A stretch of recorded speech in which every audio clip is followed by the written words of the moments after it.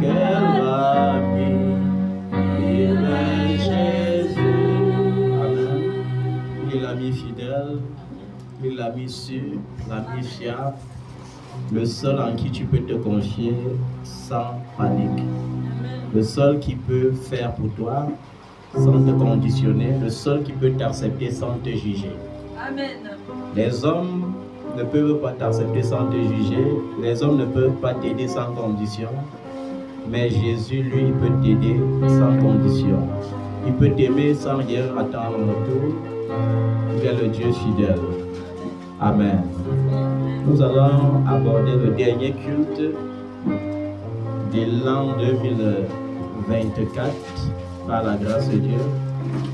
Après ça, nous aurons juste une nuit de prière mardi de 22h à 6h du matin par la grâce de Dieu. Amen.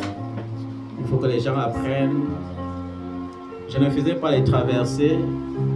Ce n'est pas pour imiter la religion, mais c'est pour m'assurer que chacun d'entre vous entre dans la nouvelle année dans les conditions requises pour être béni. Amen. Parce qu'il y a des gens que tu vas laisser comme ça, ils vont être tentés, leurs amis vont les appeler pour leur offrir un whisky. Et l'esprit des Bacchus doit profiter par ce verre de whisky, même si tu n'es pas ivre, pour t'inviter à boire durant l'année 2025.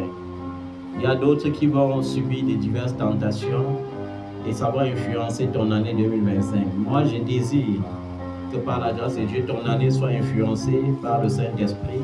Amen. Pour que tu jouisses pleinement de la bénédiction que Dieu a prévue pour toi.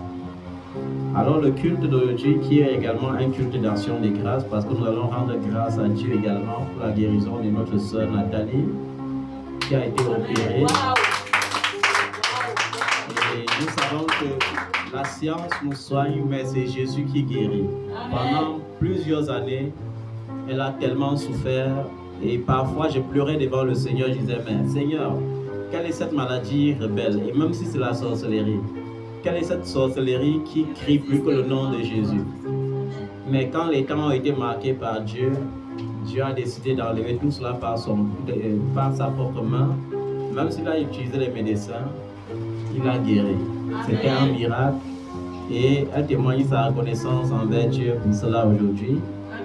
Que Dieu la bénisse et donne tout ce que l'ennemi a volé pendant ces temps de souffrance. Que Dieu rachète ton temps et te donne ce que ton cœur désire. Dans le nom de Jésus. Amen. Alors, le thème du culte d'aujourd'hui, c'est le prix à payer. Alléluia. Le prix à payer est la réponse de l'amour aux tribulations. Le prix à payer est la réponse de l'amour aux tribulations. Voilà, parce que il y a certaines victoires, certaines bénédictions que tu n'auras que lorsque tu auras répondu aux épreuves, aux tribulations par l'amour. On ne parle pas de l'amour filial ou bien de l'amour plutonique. On parle de l'amour agapé, de l'amour qui triomphe de tout, de l'amour qui est plus grand que tout, de l'amour de Dieu. Amen. Parce que si tu n'as pas l'amour de Dieu, tu n'es pas apte au royaume des cieux. Il faut avoir l'amour. La Bible dit, quand on lit 1 Corinthiens 13, au verset 8, qu'à la fin, 3 choses vont demeurer, à savoir la foi, l'espérance et l'amour. Mais on te dit, la plus grande de ces choses qui vont rester, c'est l'amour. Et on te dit, l'amour ne périt pas. L'amour te rend immortel. Quand on dit l'amour ne périt pas, ça veut dire que l'amour est la plus grande antidote, le plus grand bouclier contre tous les plans que l'ennemi utilisera contre ta vie. Donc si tu veux être totalement protégé des complots, de la sorcellerie, il faut te revêtir de l'amour. Amen. Parce que l'amour, c'est le lien de la perfection. Quand l'amour devient en toi le lien de la perfection, il n'y a aucun sorcier qui peut te toucher. Ils vont te faire la guerre, mais ils ne vont jamais triompher. Ils vont faire des complots, à la fin, ça ne marchera pas. L'amour. Amen. Ok. Pourquoi est-ce que je dois prêcher sur cela, même si je dois expliquer plus tard? Parce que Jésus-Christ est le modèle de l'amour. Dis avec moi, Jésus-Christ est le modèle de l'amour. Jésus-Christ est le modèle de l'amour. Voilà, et nous constatons cela lorsqu'on retrace le chemin de la croix. Parce que si quelqu'un passe par ce chemin, Jésus est passé par là comme modèle. Pour que tu saches que tu peux passer par là, mais qu'à la fin, tu auras la victoire. Amen. Il y a quelque chose que les chrétiens n'ont pas encore compris. Les chrétiens qui n'ont pas de tribulation sont les chrétiens qui ne sont pas pieux. Si ta vie est tranquille, sans tribulation, une année entière, ne crois pas que c'est Dieu qui t'a donné le repos. C'est vrai que le diable t'a mis dans la poche. Tu es son ami. Est-ce que tu comprends ça? Parce que le diable, lorsqu'il voit qu'il t'a séduit, il ne t'attaque plus. Il sait que ta prière n'est plus efficace, ta louange n'est plus efficace. Alors, il te met dans le confort pour que toi-même tu continues dans la même lancée. C'est pourquoi la Bible dit, ceux qui vivent pieusement en Christ ne manquent pas de persécutions. Moi, je suis l'exemple. Alléluia. J'ai le premier cobaye d'un homme de Dieu, c'est lui-même. Excusez ma tête d'enterrement. Ce n'est pas l'expression peut-être de ce que je ne suis pas. C'est que, comme la Bible le dit, le sort des serviteurs, on dit bien serviteurs, est comme le sort des soldats. Nous sommes comme des soldats. C'est parce que j'ai fait un aller-retour à Douala. Je suis quitté hier matin pour aller à Douala et je suis revenu ce matin. Donc, c'est normal que mes yeux reflètent la fatigue. Mais la Bible dit la chair est faible, mais l'esprit reste comment? Bien disposé. Ça veut dire il n'y a pas de possibilité d'annuler le culte. Je vais baisser mon volume là-bas. Il n'y a pas de possibilité d'annuler le culte parce que je suis fatigué. Ce n'est pas un prétexte de ne pas servir Dieu en disant je suis fatigué. Parce que je vous ai prêché la semaine dernière que quoi? Lorsque tu invoques le Seigneur avec le sommeil, tu deviens la cible parfaite pour les démons. Et j'ai, par la grâce de Dieu, dégagé une onction particulière que le diable déteste le plus la semaine dernière. L'onction du mariage. Parce qu'il y a une chose que le diable combat le plus, qu'il déteste le plus, c'est le mariage. Et lorsque tu manifestes ce genre de choses, le diable, c'est un opportuniste. Je vais vous décrire Satan et son rôle lorsqu'il n'était pas encore chassé du ciel. Dans Apocalypse chapitre 12, au verset 10, la Bible dit « Il a été précipité, l'accusateur de nos frères, celui qui les accusait devant notre Dieu jour et nuit. » Ceci veut dire que quoi? L'une des fonctions principales du diable, c'est d'accuser les frères. C'est de faire comment? D'accuser les frères. Il n'a pas changé. Il a été chassé du ciel. Avant, son rôle devant Dieu, c'était d'accuser. Tu vois tel serviteur là-bas, tu vois telle servante là-bas, tu as vu la soeur telle, tu as vu le frère tel, tu vois la soeur là. Elle est toujours dans la fornication. Le frère là, c'est un menteur. Le frère là, c'était son rôle. On n'a pas dit c'était parce que son rôle a changé. Son principal rôle, jusqu'à aujourd'hui, reste quoi? L'accusation. C'est pourquoi, lorsque tu prêches ces genres de messages, le diable peut se soulever fortement s'il trouvait une porte d'entrée. Et je pense que le diable s'est un peu manifesté pendant plus d'une semaine. Pourquoi? Parce que dans le même message, je disais, fais tout pour entrer en 2025 avec un cœur de paix, un cœur joyeux, un cœur sans rancune, un cœur sans amertume. Amen. L'une des caractéristiques d'un serviteur de Dieu, c'est quoi? C'est de répandre la joie. Et pour répandre la joie, il faut avoir quoi? Un cœur doux, comme Jésus. Il dit, car je suis doux et humble de cœur. Alors, lorsque tu prêches ce genre de messages, le diable opportuniste rôde. Il peut utiliser n'importe qui pour ouvrir une porte. Et je vous le dis, j'ai vécu une semaine entière de tribulation depuis que j'ai prêché, dimanche dernier. C'est que lorsque j'ai subi les tribulations, personne ne peut savoir. Pourquoi? Parce que Dieu donne à ses serviteurs un cœur particulier. Un cœur particulier veut dire quoi? Un cœur que lorsque tu veux attrister, tu inspires. Un cœur que lorsque tu veux détruire, tu crées une force. C'est comme si tu renouvelais la force. À chaque fois que tu veux percer le cœur d'un serviteur de Dieu. On va voir cela dans ce message aujourd'hui, lorsque je parle du prix à payer. Parce que Jésus, pour te sauver, pour me sauver, a dû subir 7 douleurs différentes. 7 souffrances différentes en moins de 24 heures. Parce qu'on l'a arrêté, il était environ 2 heures du matin.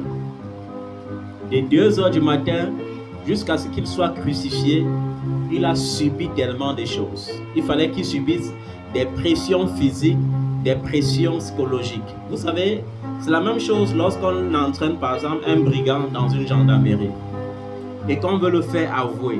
Qu'est-ce qu'on fait? On le fait passer par des pressions psychologiques. Parfois, pour t'épargner du fouet, qu'est-ce qu'on fait? On t'enferme dans la cellule avec un gendarme qui se déguise aussi comme un brigand.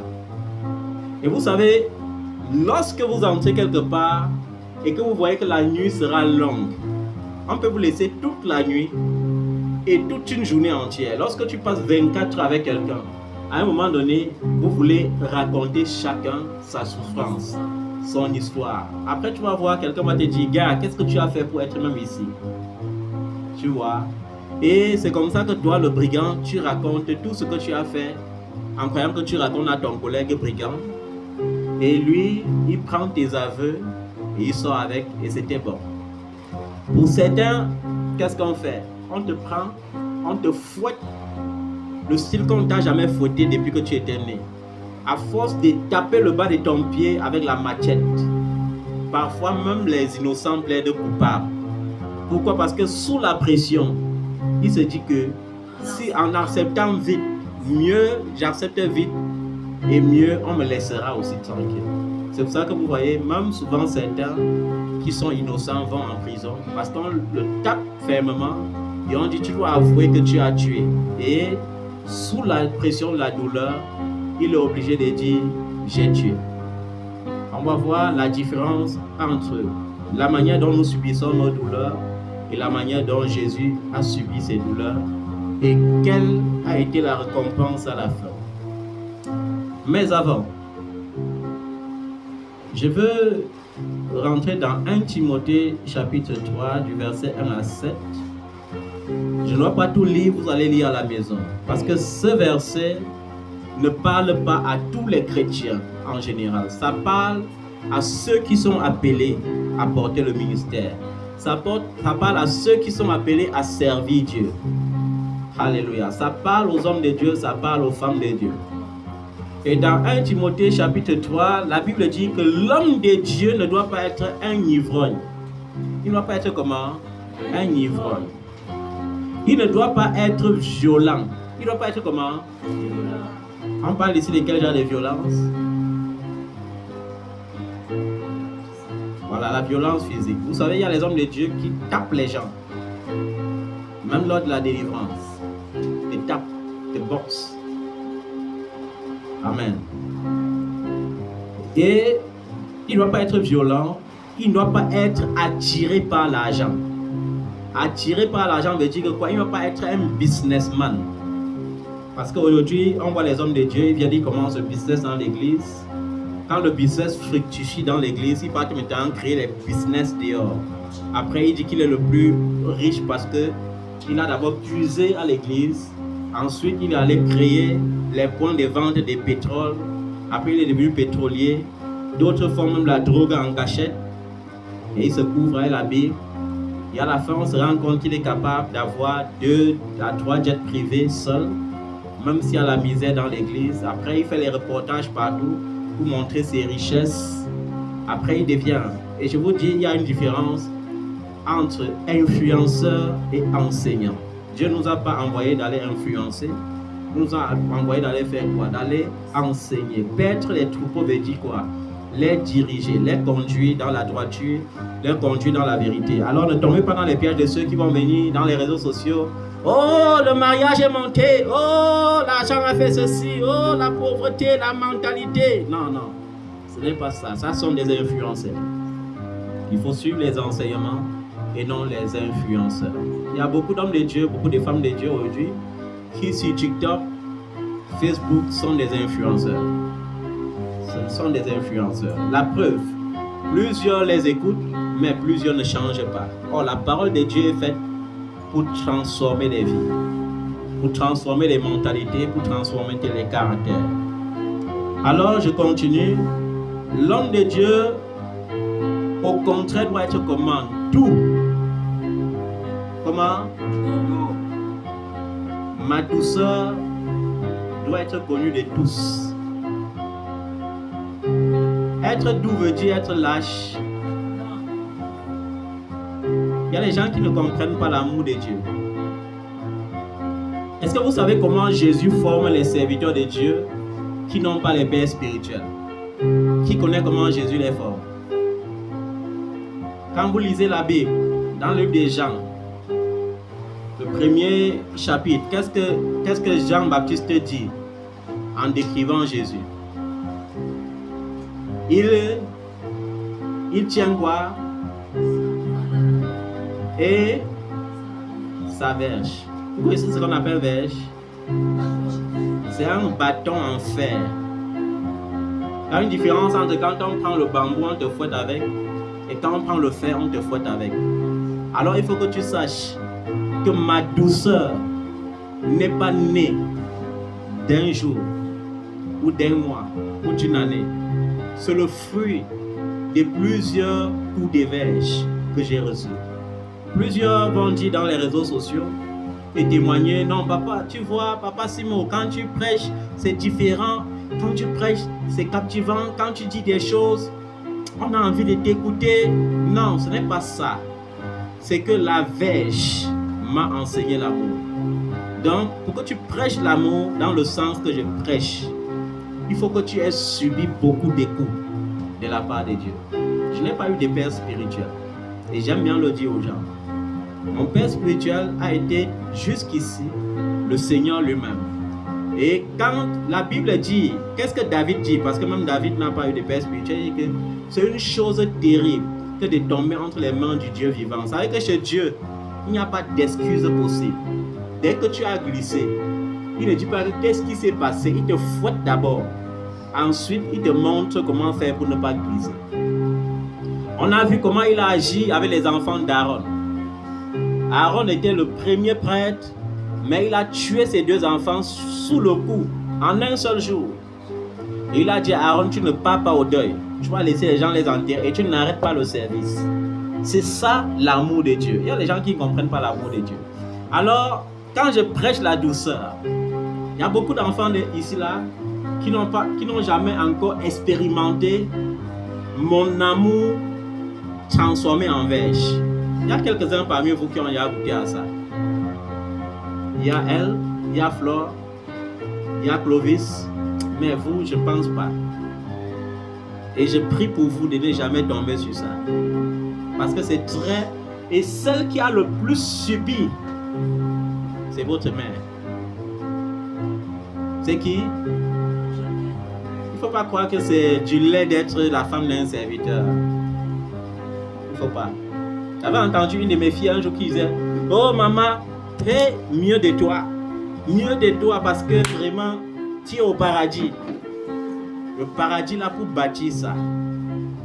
Surtout pour quelqu'un qui porte une vision des nations. Ce n'est pas facile comme vous pensez.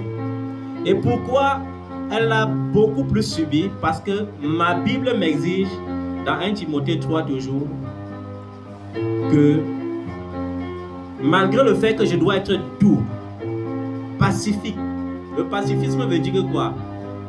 Même si tu trouves les gens en train de se quereller, il faut que tu trouves un terrain d'entendre. C'est ça le pacifisme.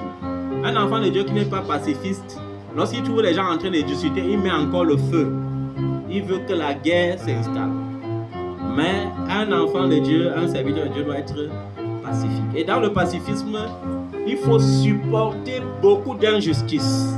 Il faut faire comment? Supporter beaucoup d'injustices. Ça veut dire qu'un enfant de Dieu a tout tort. Est-ce que vous comprenez ça? Il a toujours... Parce que Dieu ne viendra pas dire que oui. Quand il y a un problème entre toi et le païen, si tu veux que Dieu intervienne, sois pacifique. Accepte, supporte l'injustice. Là, tu verras maintenant la justice de Dieu s'appliquer sur la vie des païens. Pourquoi beaucoup de chrétiens ont tout tort jusqu'à aujourd'hui? Parce que face aux païens, lorsque les païens se lèvent, ils veulent aussi se justifier. Quand le païen insulte, il insulte aussi. Et quand ça le dépasse, il dit « je t'envoie le feu ». Et après, il se rend compte que ce feu qu'il a envoyé contre le païen revient à lui-même et commence à le tourmenter. Pourquoi? Parce que tu as raté la loi de l'amour. Donc, malgré ma douceur, malgré mon pacifisme, et je n'ai plus besoin de prêcher le désintéressement, tous mes enfants que sont au Cameroun ou ailleurs connaissent que je suis désintéressé. C'est que tu as lu ta Bible, tu connais ce qu'on appelle la dîme. Je ne viendrai jamais te dire que tu as fait comment avec ta dîme. Tu as lu ta Bible, tu connais les offrandes, je ne viendrai jamais te dire que tu as fait comment avec ton offrande. Tu as lu ta Bible, tu connais ce qu'on appelle les sacrifices. Tu as lu ta Bible, tu connais ce qu'on appelle les semences. Je ne viendrai jamais te réclamer cela. Et c'est ça le désintéressement. Et il y a certains malheureusement qui ont cru que parce que l'homme de Dieu est désintéressé, ça signifie qu'il aime la misère. Le fait que tu trouves que l'homme de Dieu est désintéressé ne doit jamais être un prétexte pour toi pour ne pas prendre soin de lui ou de l'œuvre de Dieu. Malheureusement, aujourd'hui, plusieurs chrétiens sont devenus des cupides. Ils sont devenus comment? Cupides. Il ne faut pas que cela soit ton partage. Maintenant, le verset le plus important ici, il faut qu'il tienne ses enfants, c'est-à-dire sa famille, dans la soumission, dans l'honnêteté et dans un entier respect. Dans quoi? On a dit dans quoi? La soumission. Vous connaissez quelle prière dans la soumission? La manière que je te blâme ne peut jamais atteindre la manière dont je blâme mon enfant physique. Pourquoi? Parce qu'il doit être l'exemple. Il doit être comment? L'exemple. L'exemple dans l'église, l'exemple dans la société, l'exemple quand il parle, quand il ouvre sa bouche. On va sentir quoi? Ça, c'est un enfant de Dieu. Est-ce que vous avez compris ça? Il y a des gens qui interprètent souvent mal. Parfois, avec votre mère, si tu observes bien, tu vas voir que ma manière de la rendre femme porteuse de vision, je parle, tu crois que je suis tellement difficile avec elle. Ça n'atteint pas la quantité de la douceur qu'elle peut lui donner. Personne ne peut aimer ma femme plus que moi-même. Est-ce que vous comprenez ça? Il y a des gens qui me côtoient parce que je suis un homme de Dieu qui ne crée pas le protocole. Vous êtes mes enfants. Alors j'ouvre ma porte à tout le monde. J'ouvre mon intimité à tout le monde. Quand tu viens t'asseoir avec moi, on est des amis. On oublie le mot papa. Parce que si je crée le protocole, je vais devenir un hypocrite. Dans beaucoup de ministères, les enfants sont hypocrites parce que les pasteurs, les prophètes, ils veulent être plus grands que Jésus-Christ lui-même. Alors Jésus laissait le champ libre des débats avec ses chrétiens, avec ses fidèles. C'est pourquoi il appelle les disciples mes amis. Il les appelle mes frères, mais il les appelle aussi mes amis. Et de cette façon, ça les donnait libre pour de s'exprimer. Parce que dans un ministère où les enfants n'ont pas libre pour de s'exprimer, j'ai vu beaucoup de cas comme ça où les enfants me consultent depuis l'étranger. Parce qu'ils ont peur d'approcher leur père spirituel. C'est-à-dire qu'un enfant a commis une faute, mais il a peur de confesser à son père spirituel parce que dès qu'il va confesser, le dimanche qui suit, ça sera prêché directement. Dès que le père va monter au pupitre, oh ma fille, lève-toi. Ou je t'appelle même ma fille, comment tu es devenue très sale même, comment il t'appelle ma fille? Et il va prêcher ton péché dans l'église. Et en faisant comme ça par cet excès de zèle, beaucoup d'hommes de Dieu ne comprennent pas qu'ils détruisent les âmes. Et j'ai eu le témoignage, pas d'une, mais d'une centaine de chrétiens à travers le monde entier qui, pour finir, ont dit, avec toi, je me sens plus à l'aise. Parce que tu ne me juges pas. Tu m'écoutes. C'est grave ce que j'ai fait, mais tu ne me juges pas. Au contraire, tu m'écoutes, tu me conseilles, tu me donnes espoir. Pas comme mon père qui veut me montrer que je suis directement prêt et engagé pour les enfers. Donc, il faut comprendre que Dieu est amour, mais il exprime son amour par sa douceur et par le feu qui dévore. Par quoi? Par le feu qui dévore. Vous savez que quand Dieu veut te donner l'amour, il te donne l'amour. Et dans son amour, qu'est-ce qu'il dit? Dans le livre des Proverbes, et il a cité ça à un enfant de Dieu ici. Ne méprise pas la correction de l'Éternel. Car c'est comme un père châtie son enfant que l'Éternel châtie ceux qui l'aiment. Vous savez que s'il ne t'aime pas, il ne peut pas te châtier. Un père qui ne t'aime pas ne peut pas te châtier. Un père qui ne t'aime pas te verra vivre dans le désordre et dira, mon enfant, vis dans le désordre. Hein. Tant que tu apportes tes offrandes, tant que tu apportes ta semence, tu seras bien. Ta vie sera rose. Je vais tout prophétiser pour toi. Ce n'est pas ça la règle. Un père doit savoir être violent et saisir la verge quand il faut. J'ai dit, je prie tous les jours pour que tu ne rencontres jamais ma facette là. Mon amour s'exprime comme l'amour de Dieu. S'il y a quelque chose que j'aime imiter excellemment, c'est l'amour de Dieu. Mais jusqu'ici, je vous ai donné seulement l'amour qui donne là, l'amour qui donne trop de joie là. Mais il y a aussi une sorte de joie qu'un jour, pour te donner, il va falloir te frapper à la verge. Parce que si on ne te frappe pas, tu ne goûteras pas à ce genre de joie. La joie qu'on vous donne n'est pas une joie parfaite. Pour que la joie soit parfaite, il faut que ton cœur soit aiguisé. Il faut que ton cœur soit, purifié. C'est pourquoi j'ai dit ici là récemment que malgré les fiches de cul d'âme que je vous ai données, plusieurs n'ont même pas fait un mois. Ils ont rechuté dans les péchés. Ils ont rechuté dans leur modèle de vie. Les orgueilleux sont entrés dans l'orgueil, les menteurs sont entrés dans le mensonge, les fornicateurs dans la fornication, les adultériens dans l'adultère. Et c'est très dangereux.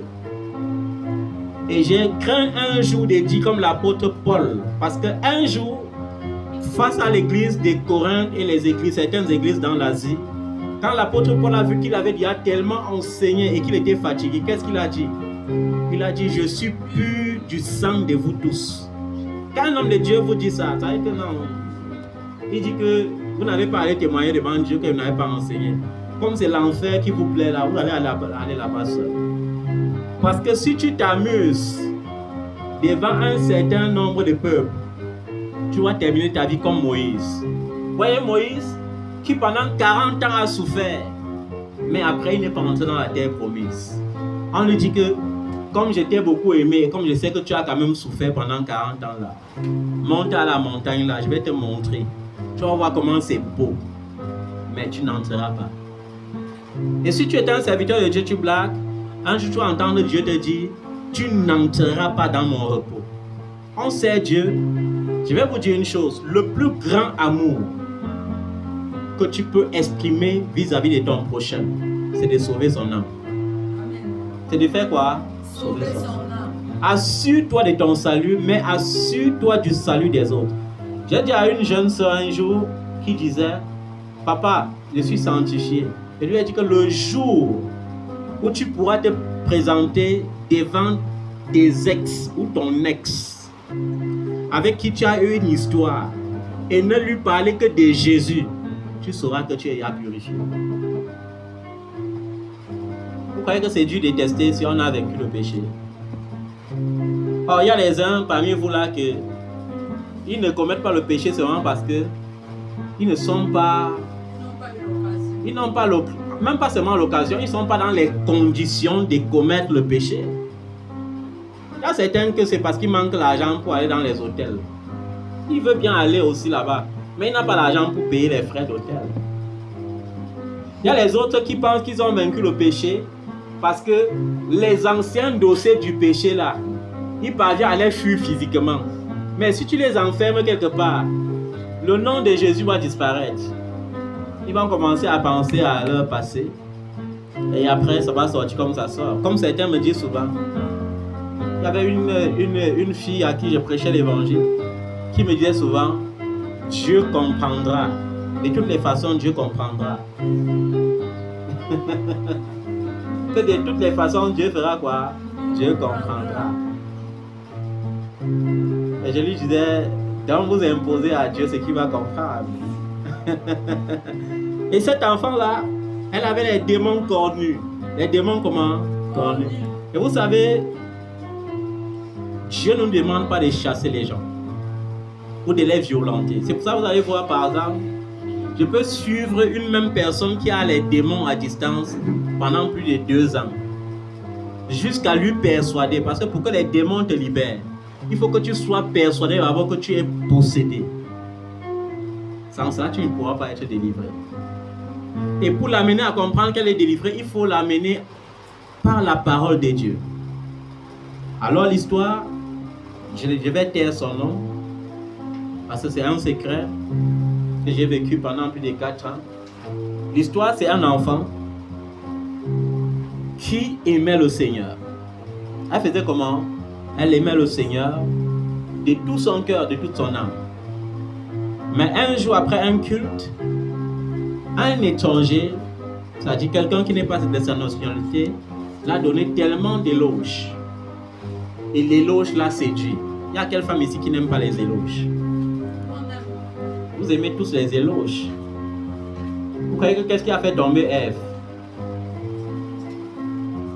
C'est trop d'éloges. Le serpent l'a élogé. Oh, vraiment. Elle ne voyait même plus Adam. C'était tellement beau. Et après, le fruit là brillait. Elle a dit que merde. Adam là est fou. Comment mon mari là peut être stupide?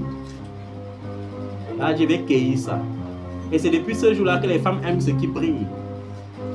Or, elles oublient que tout ce qui brille n'est pas or. On entend souvent les femmes témoigner. Papa, je souffre comme ça alors que c'est après le jeûne que j'ai trouvé mon mari. C'est pas comme ça que ça fonctionne. Quand tu finis de jeûner, le premier arrivé n'est pas souvent de Dieu. C'est souvent l'instrument de Satan. Et vous savez, choisir entre 3 personnes, c'est dur. Si choisir entre 2 personnes, c'est dur, combien de fois quand c'est 3? Tu finis de jeûner pour le mariage, 3 personnes s'alignent. L'autre a la limousine, l'autre a la Mercedes, l'autre a la moto. Premier réflexe, la limousine là coûte plus cher que la Mercedes.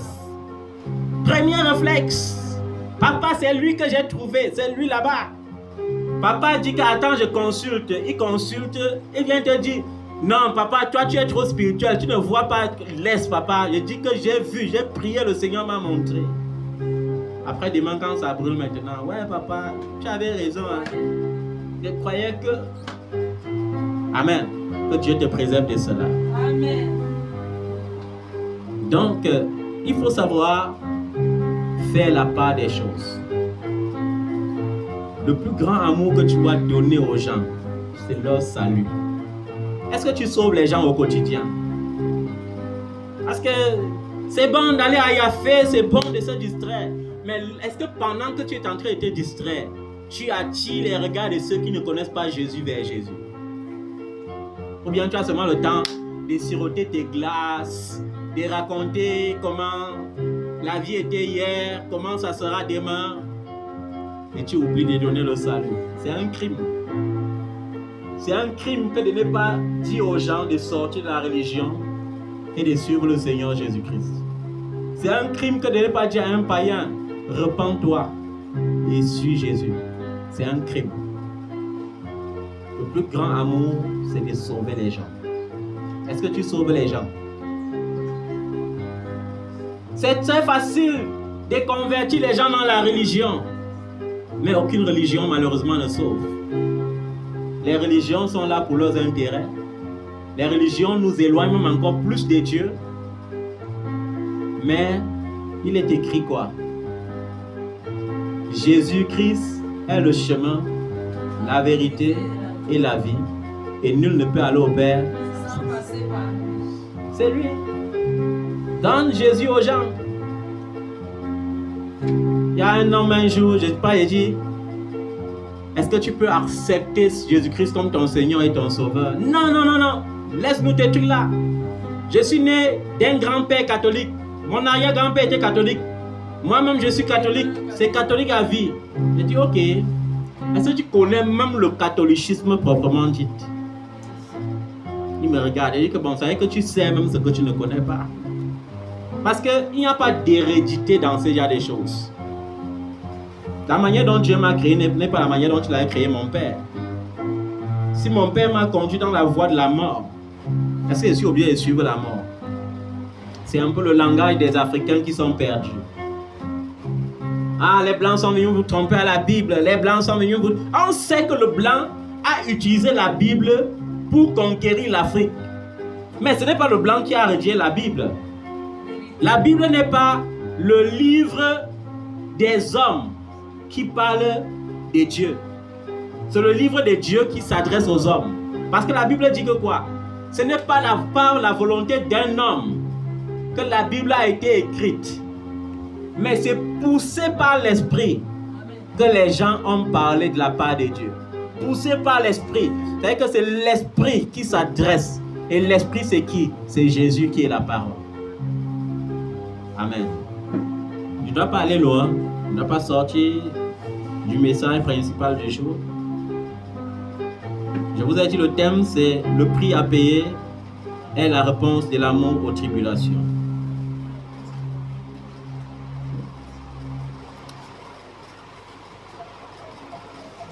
Et comme je disais concernant la famille d'un homme de Dieu, la Bible dit que je dois tenir mes enfants dans la soumission et dans un entier respect. Et dans Jacques chapitre 1, versets 26 à 27, pour avoir une victoire entière, la première clé de la victoire, c'est quoi? Qui connaît la première clé de la victoire? L'amour, on sait, mais qui connaît la clé principale pour résister au diable? Ce n'est pas la prière. Ce n'est pas seulement la parole. C'est la maîtrise de la langue. La Bible dit, on peut dompter toutes sortes d'animaux, mais il est presque impossible pour un homme de dompter sa propre langue. La langue est le plus petit des membres du corps, mais elle se vante de grandes choses. C'est avec ta bouche là que tu dis, que tu construis les immeubles. Tu sais qui je suis, tu sais que. Avec la langue, on se vante de grandes choses. Amen. Et la Bible dit que la langue est un poison mortel. Un quoi? Poison mortel. Ça veut dire que quand le diable t'attaque, ça fait partie des souffrances. Quand on va entrer dans les détails des souffrances, tu vas comprendre. Il y a les attaques lorsque le diable t'attaque. C'est parce qu'il veut que ta bouche s'ouvre. La vie et la mort sont au pouvoir de la langue. On a vu Jacob tuer sa femme, décréter la mort sur sa femme sans savoir, sous le coup de la colère. Et l'histoire c'est quoi? Pendant que Jacob avait réussi à fuir son beau-père Laban, Rachel, sa femme préférée, pour conserver la divinité de son père, avait volé les dieux de son père. C'est-à-dire son idole. Et s'était enfui avec parce qu'elle disait que il faut que j'apprenne à mes enfants à prier les dieux de mon père, Laban. Et quand Laban a poursuivi Jacob jusqu'à l'atteindre, qu'est-ce que Rachel a fait? Elle a mis ça, elle s'est assise sur ça et elle a dit à son père, papa, pardonne-moi, hein. Tu peux fouiller partout, mais je suis dans ma période d'indisposition. Et dans la loi des Juifs, lorsqu'une femme était indisposée, elle était comme la peste. Elle ne pouvait même pas cohabiter dans la même chambre avec son mari. Ce n'est pas comme aujourd'hui. Lorsque tu étais dans tes périodes de menstrues, tu libérais la chambre conjugale jusqu'à ce que ça s'arrête. C'est pourquoi je peux comprendre la souffrance de la femme qui souffrait de la perte de sang. La mère de Jairus. Elle a accouché et le sang ne s'est jamais arrêté. C'est-à-dire qu'elle a fait 12 ans hors de la chambre conjugale. 12 ans loin de son mari parce qu'elle ne pouvait pas l'approcher. On pourrait imaginer les souffrances psychologiques qu'elle pouvait avoir. Amen. Amen. Et non seulement cela, il faut comprendre une chose. Que la Bible dit, si tu parviens à dompter ta langue, alors tu deviens un homme parfait. Ça veut dire que la perfection se trouve quoi? Dans l'art à dompter sa langue. C'est pourquoi le livre des Proverbes te dit, ne donne pas des réponses précipitées. Parce que si tu es quelqu'un qui répond vite, tu vas s'aimer la guerre. Ça veut dire que quelqu'un est en train de t'éloger. Mais comme dans ta tête, tu as mis que la personne te déteste, tu réponds précipitamment et tu argumentes le contraire de ce qu'il disait pour toi. Ça crée la confusion et ça crée la guerre. Donc, l'une des attaques que le diable vient, par exemple, quand le diable veut éprouver une mère, il passe par ses enfants. Quand toi, tu vois que l'enfant commence à te s'aimer trop l'amertume, si tu n'es pas une mère exercée dans la parole, tu ouvres ta bouche et tu commences à prophétiser des choses terribles sur l'enfant. Vous avez vu un enfant ici là, un jour se plaindre et me dit, papa, maman dit que je vais tomber enceinte. Vous voyez, dans la colère, elle dit que tu crois que c'est même l'école de quoi? Tu vas tomber enceinte comme tes amis tombent ici, enceinte ici dehors. Et pour finir, ça s'accomplit. Pas parce que l'enfant était prêt à essayer des choses, mais parce que la parole a pris vie. Amen. Donc nous devons faire attention lorsque nous ouvrons la bouche. Parce que si quelqu'un croit être religieux sans tenir sa langue en bride, mais en trompant son cœur, la religion de cet homme est inutile. C'est-à-dire, sa religion est vaine. Amen. Entrons dans la profondeur avec les souffrances de Jésus. Les souffrances de Jésus ont été vues des siècles avant qu'il ne naisse. Bon, avant qu'il ne vienne sur la terre, parce qu'il y a des gens qui pensent que Jésus est né. Jésus n'est pas né de l'union entre un homme et une femme. Parce que s'il naissait de l'union entre un homme et une femme, il ne pourrait pas sauver les hommes. Est-ce que vous comprenez pourquoi il est né de l'esprit? Parce que s'il naissait de l'union de Joseph et de Marie, il n'allait avoir aucun pouvoir pour sauver les gens qui sont nés sous la chair. Il ne pouvait être que Dieu lui-même qui se fait chair. C'est pourquoi j'aime mes amis catholiques, parce qu'ils disent des vérités qu'ils contestent. Quand on était petit, parce que ma maman était catholique, qu'est-ce qu'on disait souvent? Jésus-Christ est le Fils de Dieu fait homme. Et on récitait ça à haute voix. Jésus-Christ est le Fils de Dieu fait homme. C'est-à-dire Dieu qui devient homme. Mais après, on crée toujours quand même la Trinité. Saint Joseph, priez pour nous. Sainte Marie, priez pour nous. Les archanges des cieux, priez pour nous. On prie pour toi que ta bouche est à l'œuvre. Celui que tu dis Saint Joseph là, il est mort quand son fils qui ressuscitait les morts était encore vivant. On l'a toujours enterré. Marie est morte. Et pour qu'elle meure, il a fallu que quoi? Qu'elle accepte son fils Jésus. Pas comme son fils, mais comme son sauveur et son Seigneur. C'est pourquoi Jésus n'appelait pas Marie maman. Il l'appelait comment? Femme. Femme, qu'y a-t-il entre toi et moi? Ne dois-je pas accomplir les œuvres de mon Père? Une manière, il dit que quoi, Marie, ne perds pas ton temps derrière moi. Tu es la femme de Joseph. C'est moi qui vous ai créé. Donc on va voir ton mari, vous accoucher vos enfants tranquilles. J'étais déjà utilisé pour venir dans le monde comme j'avais prévu avant la fondation du monde. Donc ne viens pas maintenant me gêner pour montrer partout que tu es ma mère. Et c'est pour ça que le jour qu'elle est venue encore, vous savez, par exemple, si je suis au palais de Toudji et que vous venez au palais de Toudji, vous allez faire comme mon fils Clovis disait. Il disait que quoi?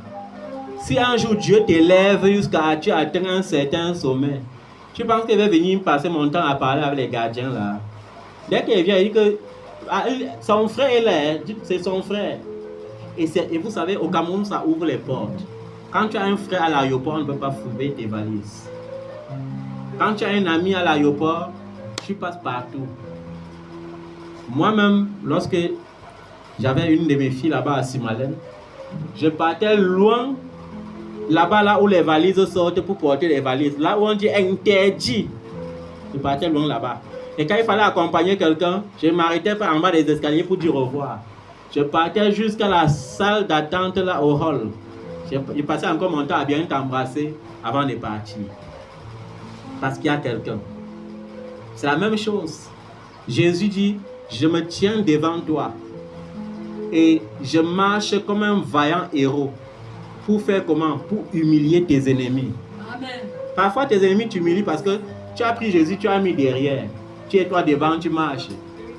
Il faut placer Jésus devant. Amen. Amen. Alors entrons dans les 7 souffrances de Jésus que je vais expliquer plus tard dans un autre enseignement, ça ne sera pas aujourd'hui. Isaïe le prophète, dans Isaïe 53 verset 7, avait commencé à décrire l'image de Dieu lorsqu'il devient chair pour accomplir l'œuvre du salut. Homme de souffrance, habitué, homme de douleur, habitué à la souffrance, défiguré. Fait comment? Défiguré.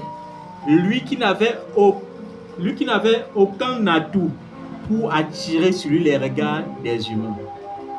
Et quand vous rentrez dans le livre d'Ézéchiel, quand on décrit Satan, on dit que quoi? Astre brillant. Astre quoi? Brillant. J'avais un enfant comme ça qui disait que quand il m'en va dans tel ministère, je suis bien là-bas. Parce qu'il y a tous les instruments pour chanter. Où il y a les marbles au sol, ça brille. Astre brillant. Ça brille, mais est-ce qu'il y a Dieu là-bas? C'est d'abord la première question. Jésus n'enseignait pas trop au temple. Son pupitre, c'était souvent quoi? La pirogue. Parfois, il montait dans la pirogue.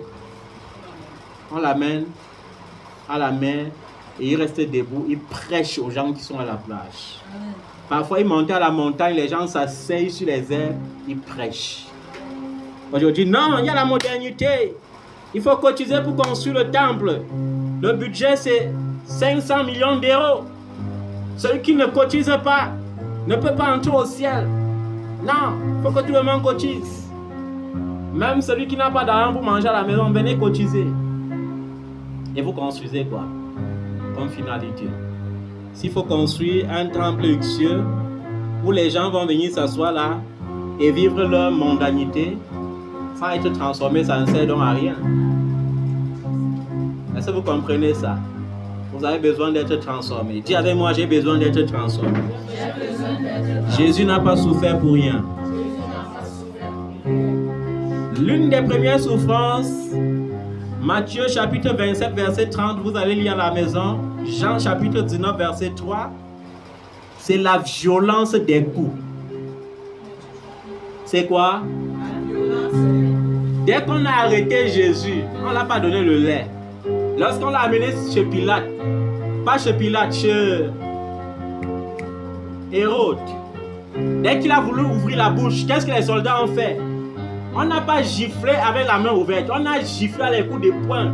Boum, c'est comme ça que tu parles. La violence des coups. Oh, je connais les enfants ici. Si un policier le gifle, il va dire que le feu descend du ciel et te consume, et toi et toute ta famille. Jésus a le pouvoir d'apparaître et de disparaître. Mais il a laissé qu'on le gifle pour toi et pour moi.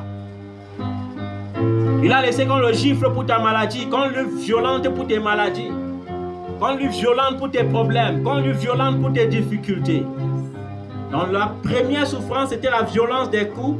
Matthieu 27, verset 30. Jean chapitre 19, verset 3. Deuxième souffrance. J'ai dit Matthieu 27, verset 30. Jean chapitre 19, verset 3. C'est très important de toujours lire les versets qu'on vous donne à la maison. Deuxième souffrance, c'était les coups de verge et les coups de fouet. Les coups de quoi? Imaginez. Vous savez, il y a une différence quand tu as une douleur, quand il fait chaud. Et quand il fait froid, qui a passé par une expérience où la pluie finit de te tremper correctement? C'est-à-dire que la pluie te trempe, tu es en train de grelotter en marchant, tu colles le pied sur un caillou. C'est sûr qu'elle a dû vivre ça. Qui a vécu ça? La pluie te cogne bien pendant que tu es en train de grelotter comme ça, en marchant encore, tu cognes ton pied sur un caillou. C'est un peu comme si les os vibraient d'abord dedans. C'est comme si la douleur parcourait tout ton corps. Et c'est ça, on a attrapé Jésus à 3 heures. Vers les 2 heures, les gars ont pris les morceaux de fer. On a dit comment te faire ça avec. On tapait partout. Vous savez que ça donne sur la tête où ça donne. Donc, et le gars d'autres, il n'avait plus le temps de faire comme ça. Parce que tu vas faire comme ça, comment? Quand on tape ici à le faire, ça casse. Donc, vous voyez ce qu'il a dû subir. Et en tant que Dieu, qui avait le droit de vie et de mort sur tous les êtres humains. Mais il a laissé qu'on le tape avec la verge. Après la verge, quand on a vu qu'il était tout debout, qu'est-ce qu'on a fait? Pilate a ordonné qu'on le donne combien de coups de fouet? Lecteur de la Bible.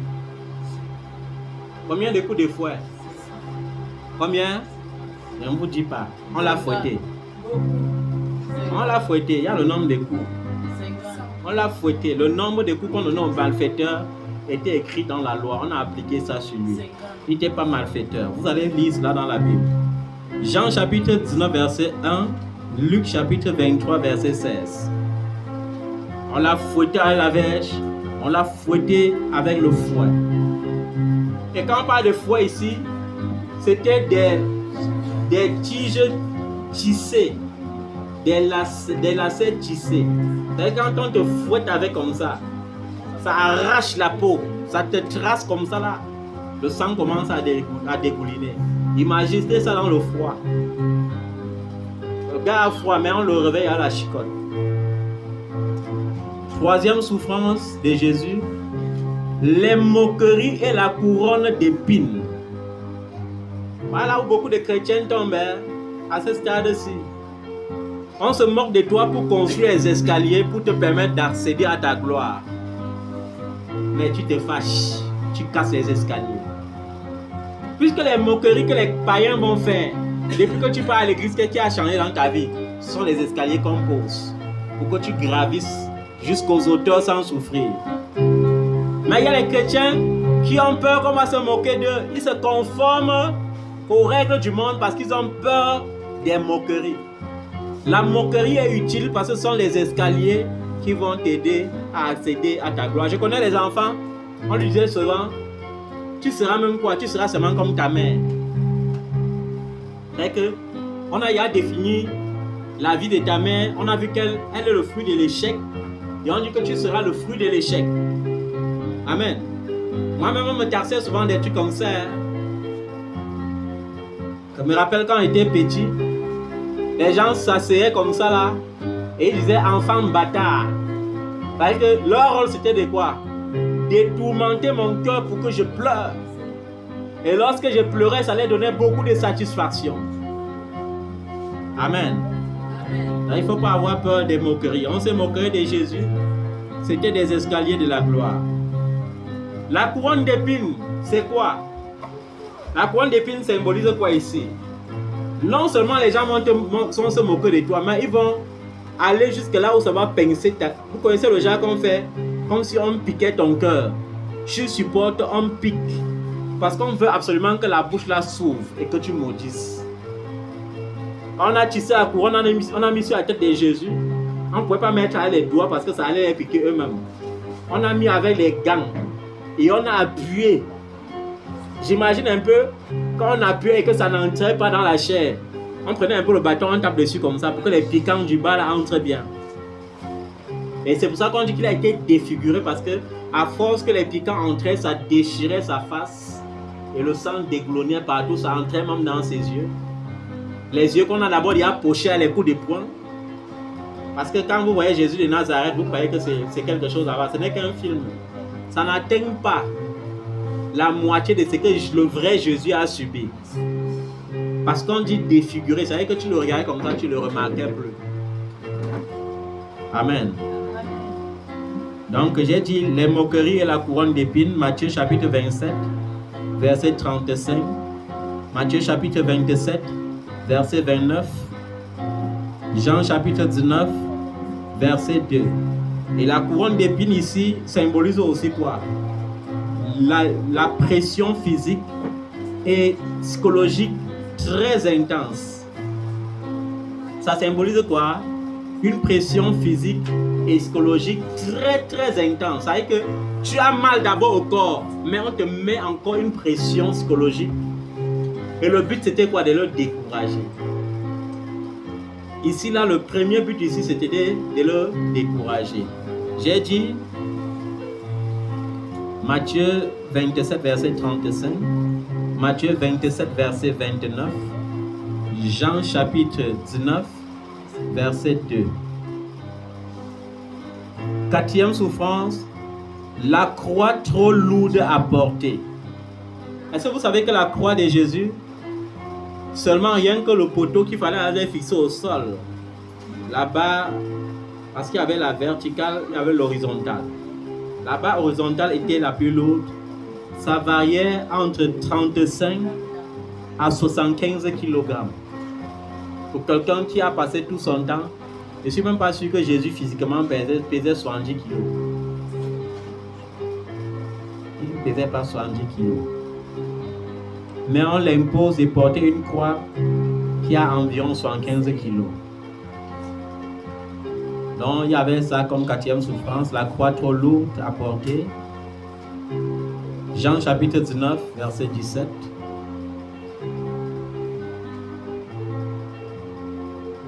Cinquièmement, la douloureuse crucifixion. Il y a des gens qui ne comprennent pas pourquoi il dit c'est douloureux. Les clous mesuraient environ 13 à 18 cm de long. Environ 13 à 18 cm. Ce ne sont pas nos clous qu'on fabrique aujourd'hui là. Les clous d'avant là, c'était les clous qu'on fondait et on mettait dans les moules, ça sortait long comme ça, bien piquant. Le genre quand on dose là, tu sens. On imagine quand on dose le côté ici. C'est pour ça que pour le mettre à la croix, il fallait faire comment?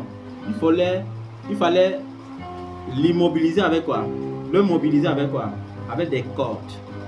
Il fallait mettre le bras ici attaché avec les cordes, pas nos cordes d'aujourd'hui. Mettre ceci attaché, serrer bien ici et serrer là. Pour que tu n'aies même pas moyen de faire comme ça. Il ne faut pas que ça bouge. Et j'imagine un peu comment ces soldats étaient. Parce que le diable mettait en plus un esprit de méchanceté dans leur cœur. C'est-à-dire que parfois les gars, ils faisaient exprès, ils ratent. Ils dosent là-bas tes doigts, le marteau. Est-ce qu'il a même bien crié?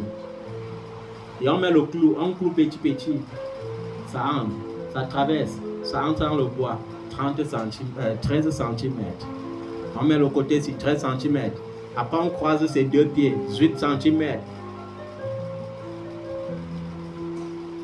Est-ce que vous pouvez comprendre ce que ça fait, ce genre de douleur?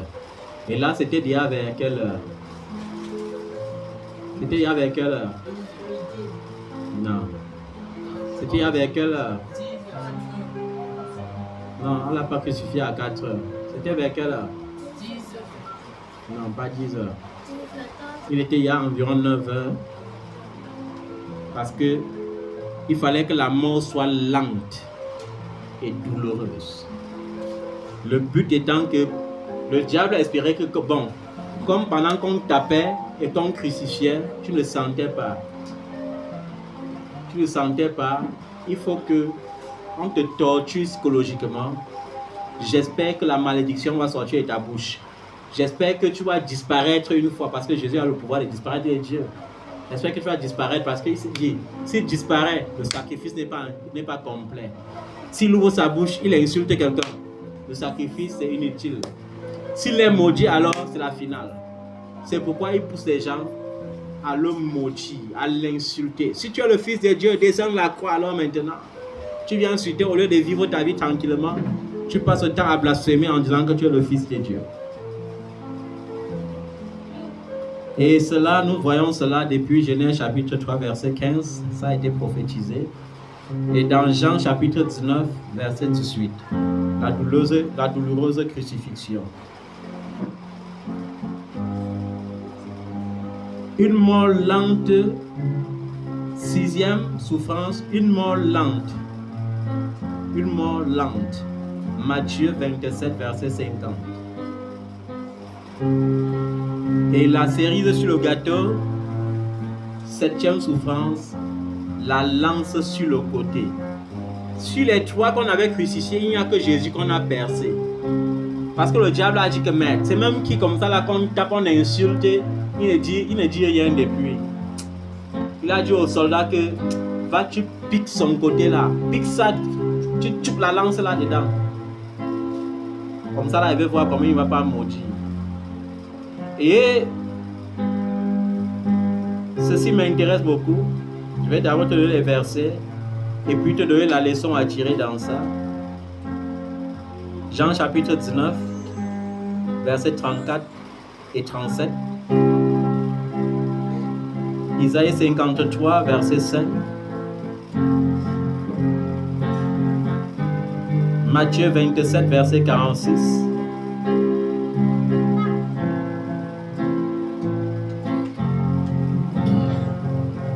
J'ai dit Jean chapitre 19, verset 34 et 37. Isaïe 53, verset 5. Matthieu 27, verset 46.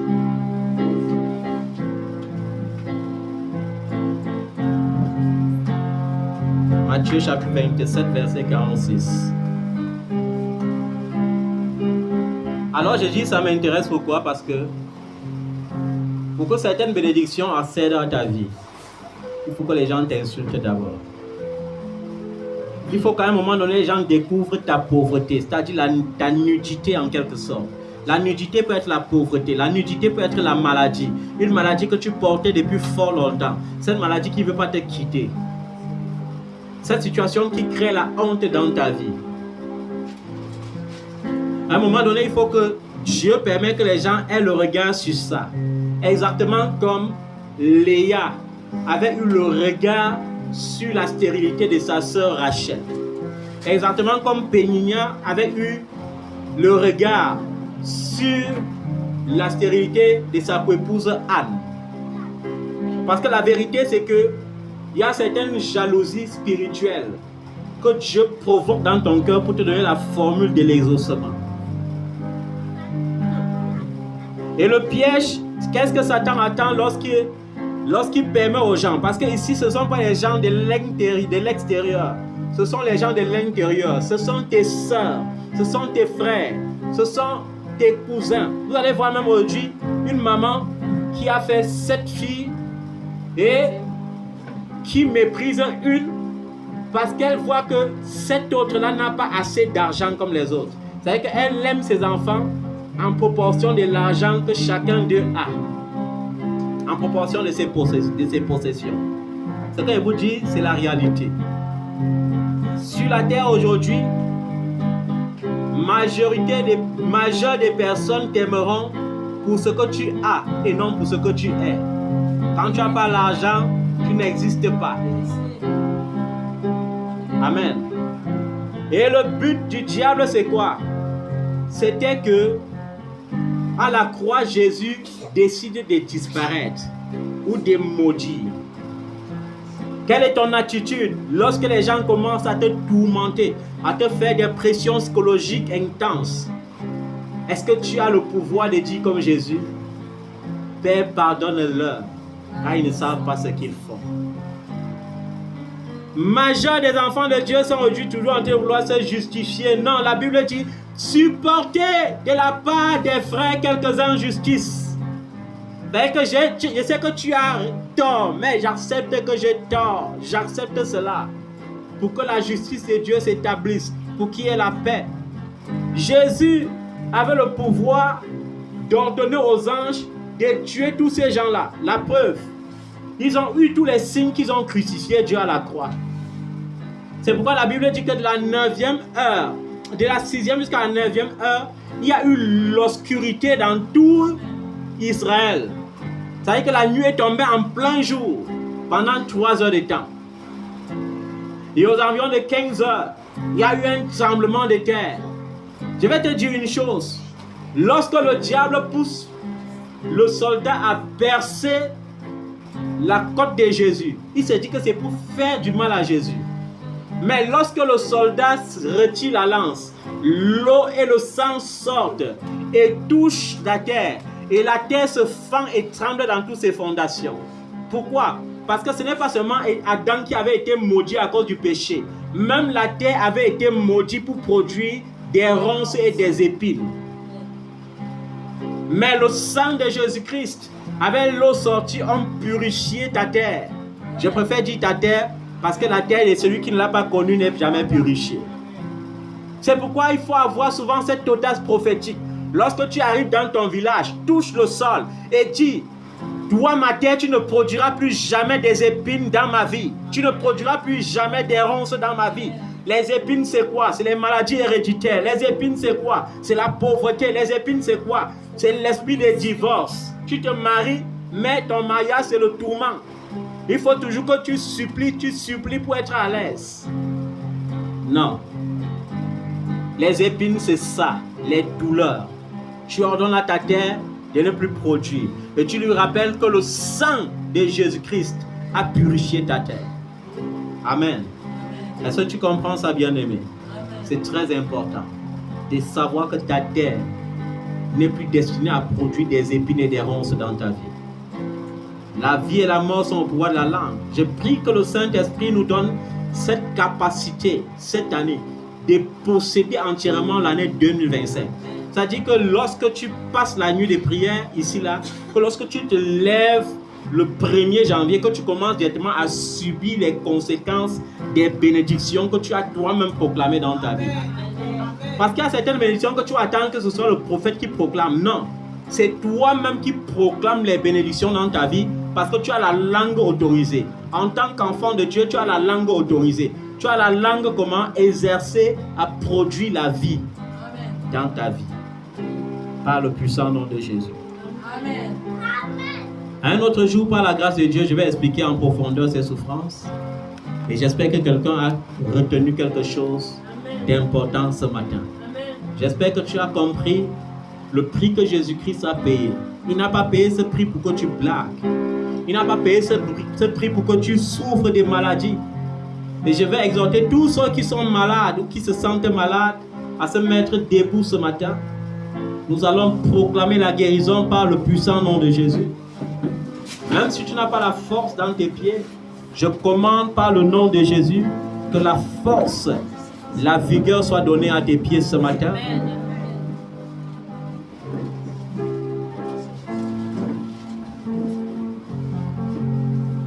Ce n'est pas...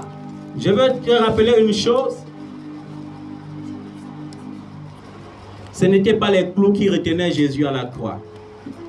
Ce n'étaient pas les cordes qui le retenaient. Ce n'était pas la peur des Romains, des soldats romains qui le retenaient. Ce n'était pas la peur des Juifs. Mais la seule chose qu'il a retenue à la croix, c'était son amour pour toi et pour moi. Amen. C'était son amour pour l'humanité. Un amour si parfait. Répands sur nous ton Esprit Saint, façonne-nous entre tes mains, viens allumer notre flamme, viens purifier notre cœur,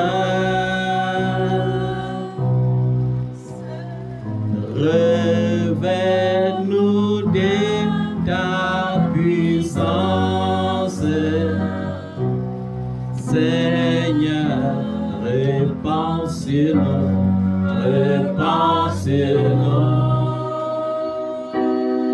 ton Esprit Saint, façonne-nous entre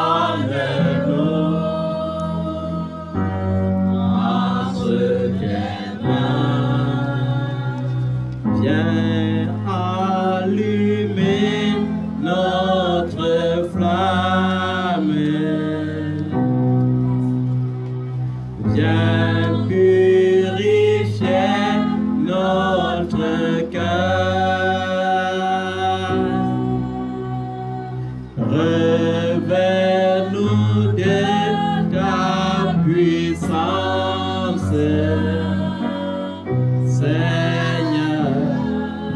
Répands sur nous.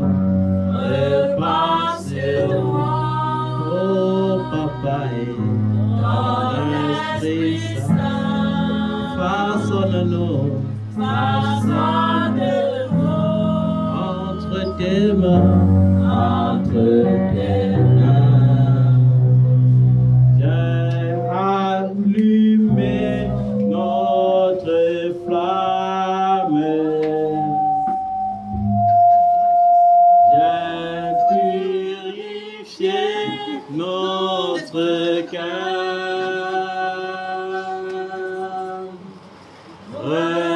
Revêt-nous de ta puissance. Seigneur, répands sur nous, répands sur nous, oh Papa et Ton Esprit Saint. façonne-nous, Façonne-nous. oui, entre tes mains, Entre tes mains. viens allumer notre flamme. Viens purifier notre cœur.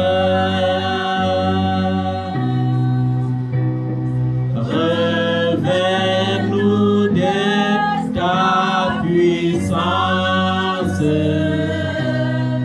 Seigneur. Alléluia. Et ma Bible me dit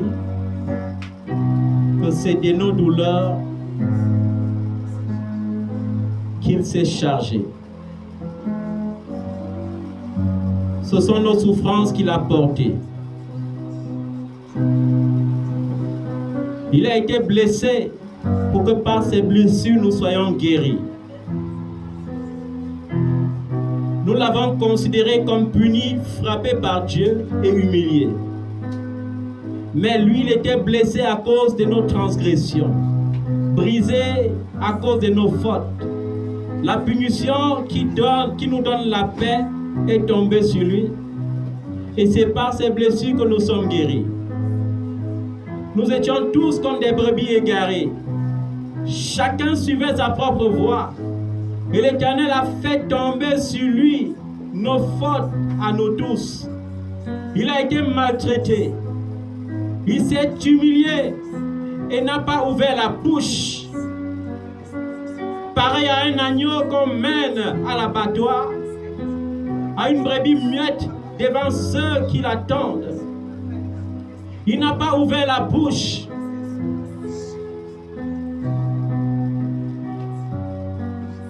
Il a été élevé sous la contrainte et sous le jugement. Et dans sa génération, personne ne s'est inquiété de son sort.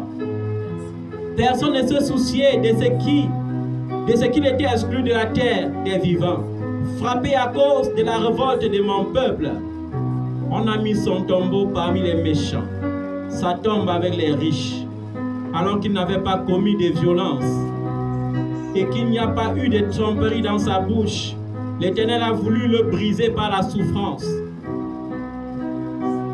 Si tu fais de sa vie un sacrifice de culpabilité, il verra une descendance et vivra longtemps.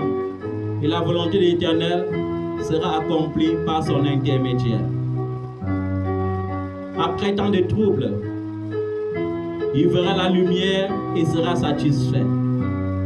Par sa connaissance, mon serviteur juste procurera la justice à beaucoup d'hommes. C'est lui qui portera leurs fautes. Voilà pourquoi je lui donnerai sa part au milieu de beaucoup et il partagera le butin avec les puissants. Parce qu'il s'est dépouillé lui-même jusqu'à la mort et qu'il a été compté parmi les criminels, parce qu'il a porté le péché de beaucoup d'hommes et qu'il est intervenu en faveur des coupables. Dis avec moi, mon Dieu, mon Père, qu'importe cette maladie, qu'importe l'origine de cette maladie, qu'elle soit héréditaire ou qu'elle soit scientifique, Peu importe son origine. La seule chose que je sais, c'est que Jésus a été blessé.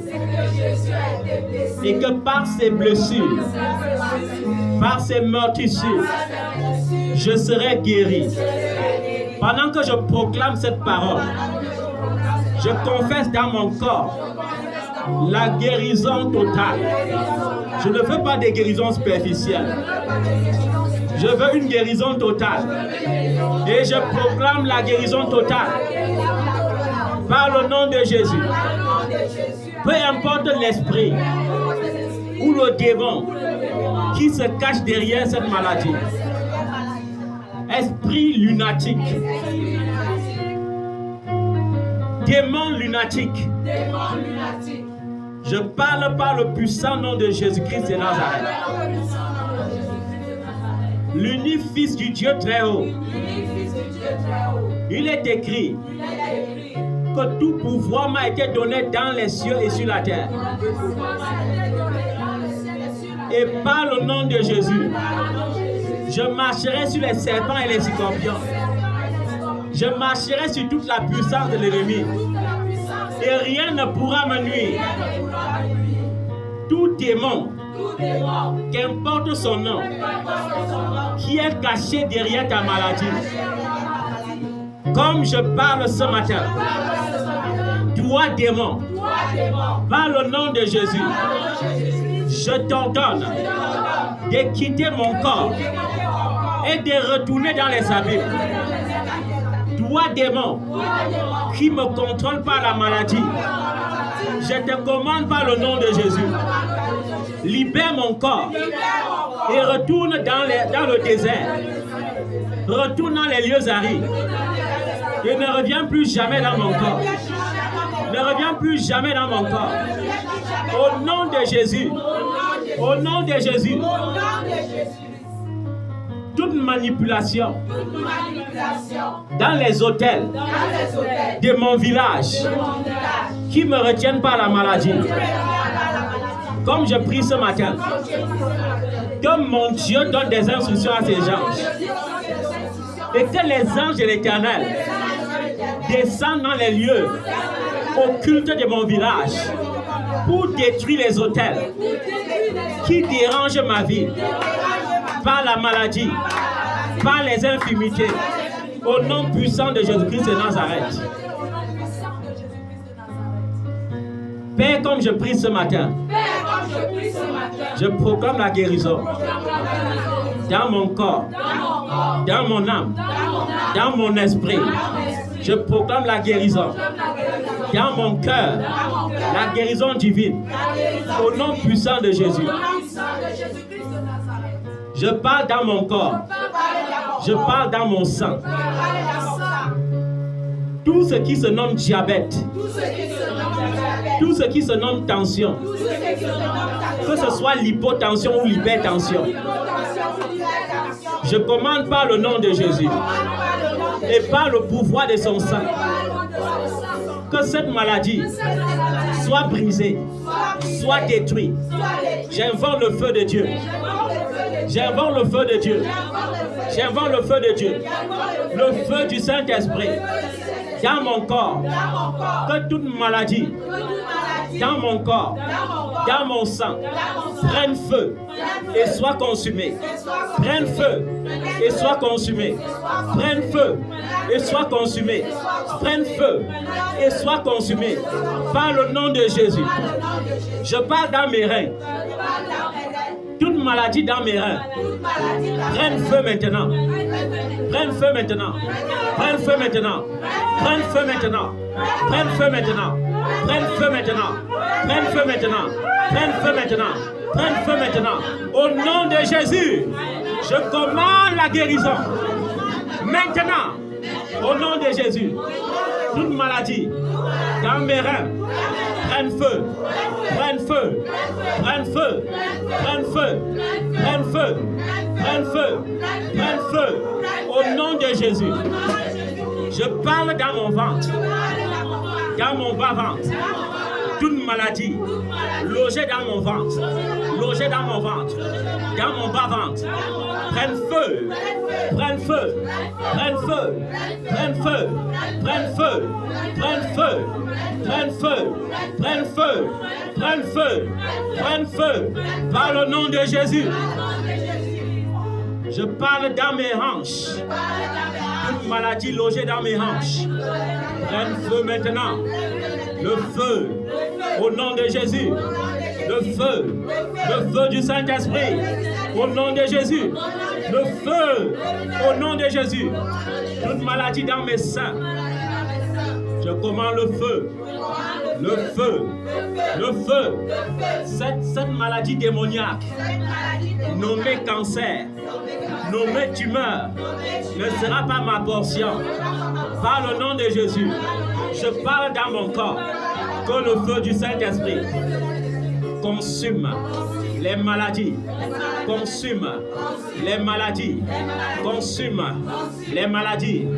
Dans mes pieds, je relâche le feu, le feu, le feu, dans mes épaules, dans mon cou, dans mon dos.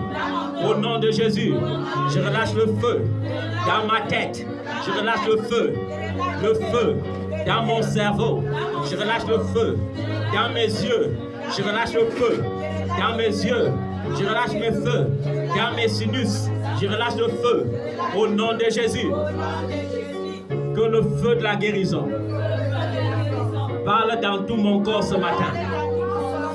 Le feu de la guérison dans tout mon corps, dans tout mon corps, dans tout mon corps, dans tout mon corps, dans tout mon corps, par le nom de Jésus. Le feu de la guérison. Car Jésus a pris mes douleurs. Il s'est chargé de mes maladies. Et il a porté mes infirmités. Et par ses meurtrissures, je déclare que je suis guéri. Que la vigueur spirituelle, la vigueur physique soit mon partage. La vigueur spirituelle, la vigueur physique soit mon partage. Par le feu, par le feu, par le feu, par le feu, par le feu, par le feu, par le feu, par le feu. Au nom de Jésus, je relâche le feu, Père. Le feu de la guérison. Le feu de la guérison. Tout démon qui me tient par les dettes.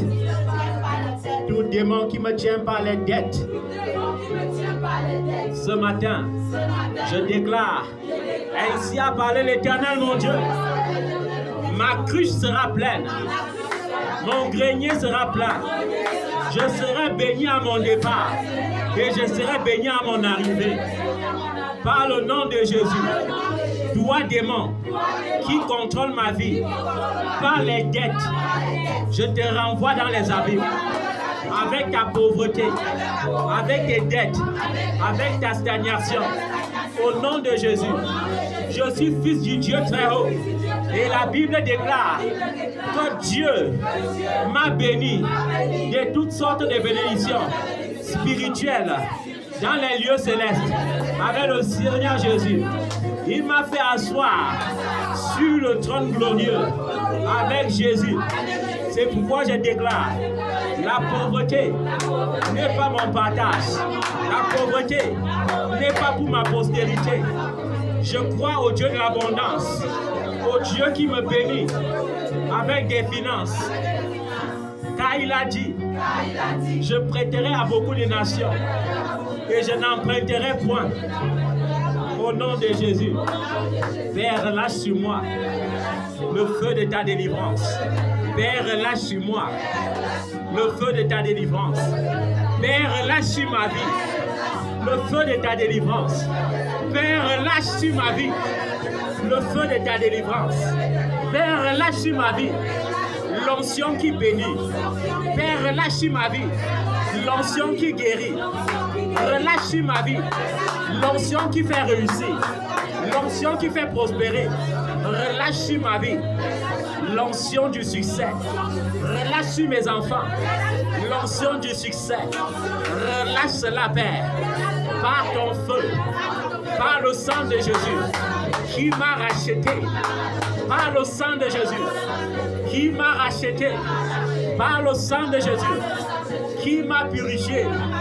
Père, relâche ton feu. Père, comme je lève mes mains vers toi, relâche dans ma main l'onction de la guérison. Tu as dit dans ta parole, tous ceux sur qui j'imposerai les mains obtiendront la guérison. Relâche sur moi, Seigneur, l'onction de la guérison. L'onction de la guérison. L'onction de la guérison. L'onction de la guérison. Père, relâche l'onction de la guérison. Père, relâche l'onction de la guérison. Père, relâche l'onction de la guérison. Relâche sur ma vie l'onction de la guérison. Par le feu. Par le feu. Par le feu. Par le feu. Par le feu. Par le feu. Par le feu. Par le feu. Relâche l'onction. Par le feu. Relâche l'onction. Par le feu. L'onction pour guérir. L'onction pour guérir. Je vais guérir. Non seulement mon corps sera en santé, mais tous les malades que je vais rencontrer vont trouver la guérison. Relâche sur moi l'onction qui guérit. Relâche dans ma main ton feu. Relâche dans ma main ton feu. Relâche dans ma main ton feu. Relâche dans ma main ton feu. Ton feu. Ton feu. Ton feu. Ton feu. Ton feu. Relâche sur ma vie. Relâche dans cette salle. Ton feu. Partout où cette voix sera écoutée, ton feu sera allumé. Ton feu sera allumé. Ton feu de délivrance. Ton feu de guérison. Ton feu de bénédiction. Relâche le feu. Relâche le feu. Relâche le feu. Relâche le feu. Au nom de Jésus-Christ de Nazareth. Relâche ton feu, Père. Ton feu, Père. Ton feu, Père. Ton feu, Père. Ton feu. Ton feu, oh Dieu, distribue tes dons ce matin. Relâche ton feu sur ton peuple. Relâche ton feu sur ton peuple. Relâche ton feu sur ton peuple. Relâche ton feu dans ce lieu. Relâche ton feu. Saint-Esprit. Saint-Esprit. Ton feu dans ce lieu. Ton feu dans ce lieu. Ton feu en tout lieu ce matin. Ton feu partout où cette voix sera entendue. Car il est écrit, même les morts entendront ma voix et ils ressusciteront. Même les morts entendront ma voix et ils ressusciteront. Relâche ton feu, Père. Tu as dit les jeunes gens auront des visions, les vieillards auront des songes. Les jeunes gens auront des visions, les vieillards auront les songes. Je prie, Seigneur, repends ton esprit sur les enfants. Repends ton esprit sur les enfants. Relâche ton esprit ce matin. Repends ton esprit.